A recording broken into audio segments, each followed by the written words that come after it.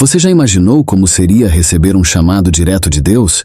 Já pensou em largar tudo, sua casa, sua família, seus amigos, para seguir uma promessa que parece impossível? Pois bem, meu nome é Abraão, e essa é exatamente a minha história. Tudo começou em Ur, uma cidade próspera às margens do rio Eufrates, no que hoje chamamos de Iraque. Eu tinha 75 anos, uma idade em que a maioria das pessoas já está pensando em se aposentar e relaxar. Mas Deus tinha outros planos para mim. Imaginem só, eu, Abrão, como era chamado na época, um homem sem filhos, casado com uma mulher estéril chamada Sarai, recebendo a promessa de me tornar pai de uma grande nação. Parecia loucura, mas algo dentro de mim sabia que era verdade. O que estava em jogo? Apenas o futuro da humanidade, a redenção do mundo e o estabelecimento de um povo escolhido por Deus. Nada muito importante, não é mesmo? Eu vivia uma vida confortável em Ur, rodeado por família e amigos, praticando a religião de meus antepassados, mas sentia um vazio, uma inquietação que não conseguia explicar. Foi então que ouvi a voz de Deus pela primeira vez, clara e inconfundível. Sai da tua terra, da tua parentela e da casa de teu pai para a terra que eu te mostrarei. Eu farei de ti uma grande nação, abençoar-te-ei e engrandecerei o teu nome. Sê tu uma bênção. Abençoarei os que te abençoarem e amaldiçoarei os que te amaldiçoarem. Em ti serão benditas todas as famílias da terra. Gênesis 12:3. Imaginem o choque dos meus familiares quando anunciei que partiria. Abrão, você enlouqueceu? Perguntavam. Deixar tudo por uma promessa que não pode ver ou tocar? Mas eu sabia no fundo do meu coração que aquela voz era real, que aquele chamado era irresistível. Não foi uma decisão fácil. Tive que deixar para trás tudo o que conhecia, todos os meus laços familiares, exceto por meu pai Terá, que decidiu nos acompanhar até Harã, e meu sobrinho Ló, que optou por vir conosco. A despedida foi dolorosa. Amigos e familiares nos olhavam com uma mistura de preocupação e incredulidade. Alguns achavam que eu estava tendo uma crise de meia-idade tardia, outros pensavam que eu tinha perdido o juízo. Mas Sarai, minha fiel esposa, estava ao meu lado. Ela também tinha ouvido o chamado de Deus e, apesar de seus próprios medos e dúvidas, decidiu me apoiar nesta jornada louca. Assim, com Sarai, Ló, meu pai Terá e todos os nossos pertences, partimos rumo ao desconhecido, deixando para trás a segurança de Ur e nos lançando em uma aventura que mudaria não apenas nossas vidas, mas o destino de toda a humanidade. A jornada não foi fácil. Cruzamos desertos escaldantes, enfrentamos tribos hostis e lutamos contra a dúvida que ocasionalmente se infiltrava em nossos corações. O caminho de Ur até Harã foi longo e árduo. O deserto era implacável com seu calor sufocante durante o dia e o frio cortante à noite. Nossos suprimentos eram limitados e tínhamos que confiar em Deus para nos guiar a oásis e poços d'água. Houve momentos em que questionei minha decisão. Será que tinha ouvido direito? Será que não era apenas minha imaginação? Mas, a cada passo, a cada novo horizonte, eu sentia a presença de Deus me guiando. Chegamos a Harã, onde meu pai Terá decidiu se estabelecer. Foi difícil deixá-lo para trás, mas eu sabia que minha jornada ainda não havia terminado. Deus me chamava para ir mais longe, para a terra de Canaã. Foi em Harã que recebi novamente a confirmação do chamado divino. Com o coração pesado pela separação de meu pai, mas fortalecido pela renovação da promessa, partimos mais uma vez rumo ao desconhecido. Finalmente chegamos a Canaã. A terra prometida era uma terra fértil e bela, mas já habitada por diversos povos. Montamos nossas tendas e começamos a nos estabelecer, sempre em movimento, como nômades guiados pela mão de Deus. Foi em Siquém que Deus apareceu a mim novamente dizendo: "A tua descendência darei esta terra." Gênesis 12. Ali, construí um altar ao Senhor, o primeiro de muitos que ergueria em minha jornada. Era um ato de adoração, mas também um marco, um lembrete físico das promessas de Deus. Continuamos nossa jornada pelo sul de Canaã, estabelecendo-nos entre Betel e Ai. A cada parada, eu erguia um altar e invocava o nome do Senhor. Era minha forma de marcar o território, não com armas ou exércitos, mas com adoração e fé. Porém, as provações estavam longe de terminar. Uma severa fome assolou a terra, testando nossa fé e nos forçando a tomar decisões difíceis. Os campos secaram, o gado começou a morrer e o medo da fome se instalou entre nós. Foi nesse momento que tomei a decisão de buscar refúgio no Egito, uma terra conhecida por sua abundância graças ao rio Nilo. Não foi uma decisão fácil e, como logo descobriria, traria consigo seus próprios desafios e perigos. A jornada para o Egito foi tensa. À medida que nos aproximávamos da fronteira, um medo começou a crescer dentro de mim. Sarai, minha esposa, era uma mulher de grande beleza, mesmo aos 65 anos. Temi que os egípcios, vendo sua beleza, me matassem para tomá-la.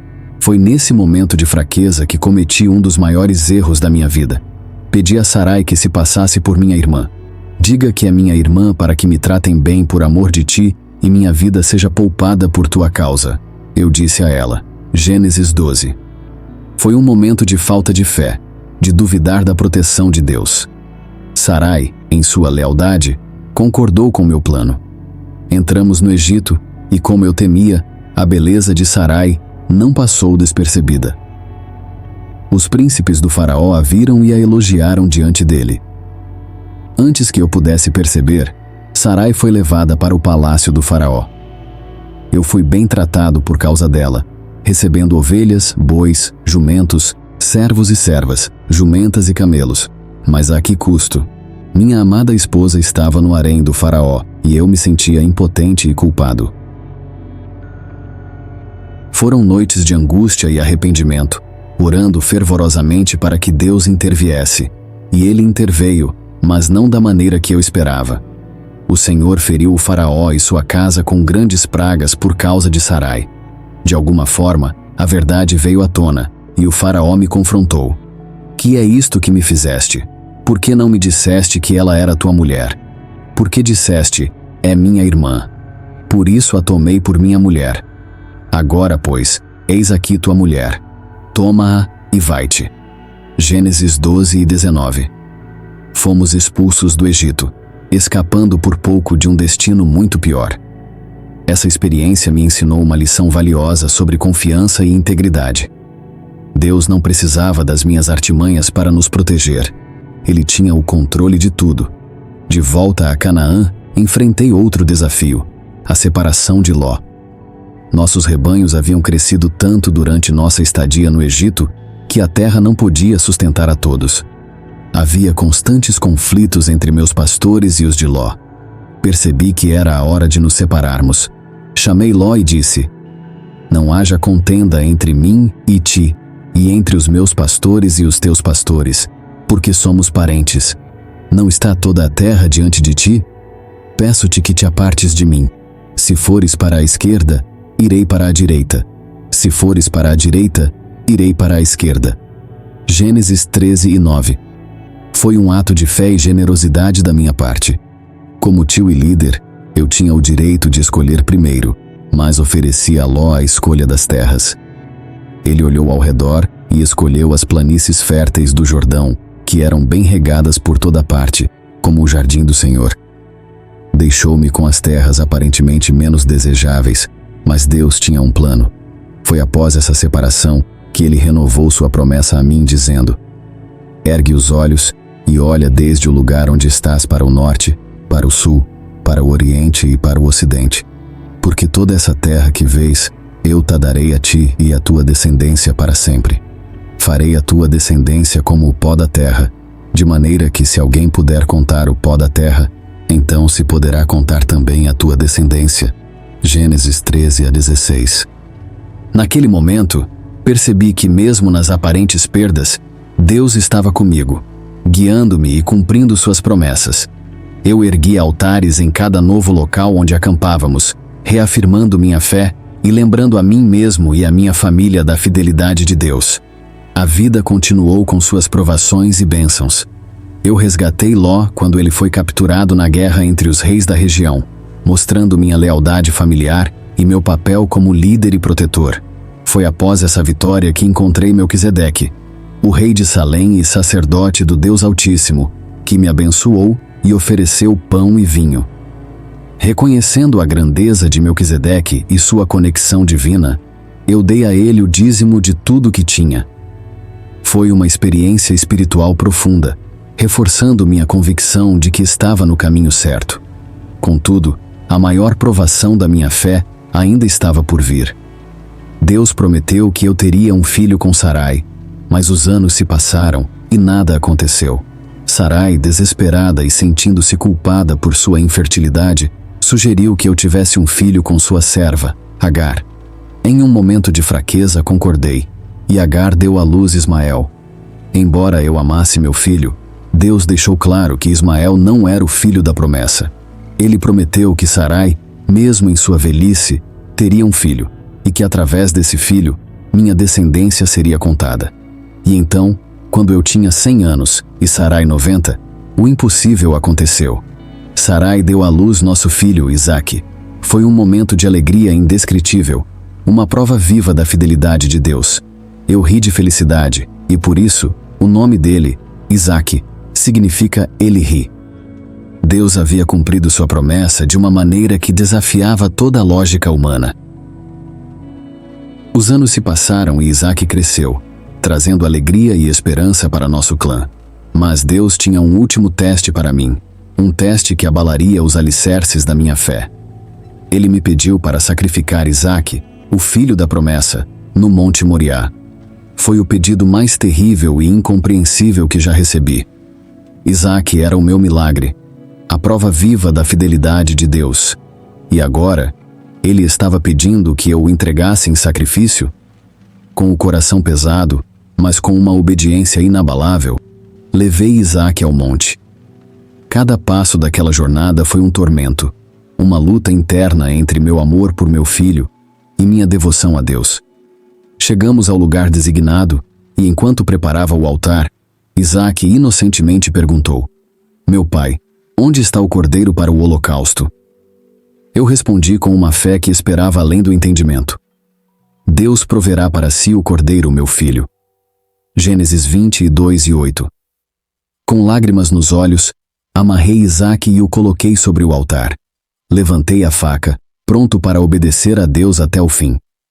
Foi então que um anjo do Senhor me chamou do céu. "Abraão, Abraão, não estendas a tua mão sobre o moço, nem lhe faças nada. Porquanto agora sei que temes a Deus, visto que não me negaste o teu filho, o teu único filho." Gênesis 22:12. Deus proveu um carneiro preso pelos chifres em um arbusto, que oferecia em lugar de Isaque. Foi um momento de alívio indescritível, uma renovação da promessa e uma prova final de que Deus era fiel e digno de confiança. Chamamos aquele lugar de Jeová Jiré, o Senhor proverá. Assim, minha vida foi uma jornada de fé com altos e baixos, desafios e vitórias. Deus cumpriu suas promessas de maneiras que eu nunca poderia ter imaginado. Através de Isaque, a linhagem prometida continuou, levando eventualmente ao nascimento de Jesus, o Messias, através do qual todas as famílias da terra são abençoadas. E agora, depois de todos esses anos, quando olho para trás, vejo a mão de Deus em cada momento, em cada decisão difícil, em cada ato de obediência. Meu nome é Abraão, pai de uma multidão, amigo de Deus. E essa é a minha história.